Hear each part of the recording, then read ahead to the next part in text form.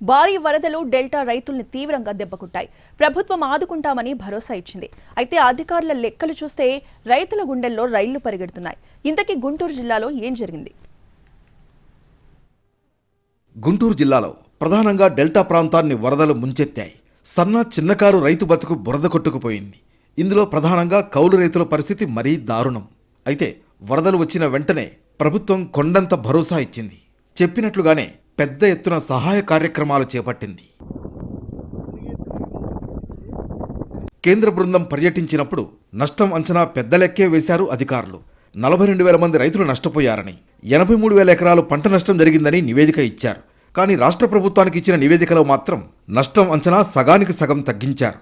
సుమారు 24,000 మంది రైతులు 41,432 ఎకరాల్లో పంట మాత్రమే నష్టపోయినట్లు కొత్త లెక్క సృష్టించారు. కేంద్ర బృందం వచ్చి వెళ్లాక పరిస్థితులు కొంత మెరుగుపడ్డాయని నివేదిక పంపారు.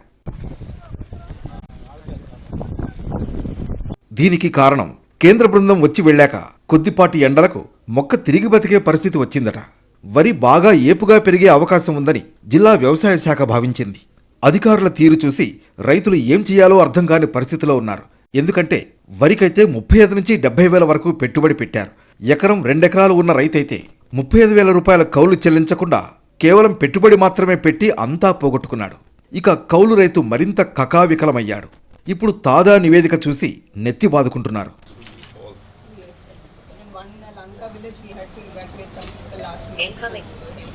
నిబంధనలు సాకుగా చూపి ఎకరానికి ఇస్తామన్న 10,000 కూడా ఇవ్వకపోతే తాము కనీసం రబీకి సమాయత్తం అయ్యే అవకాశం కూడా లేదని, పంట వేయకుండా వదిలేయాల్సి వస్తుందని ఆవేదన చెందుతున్నారు.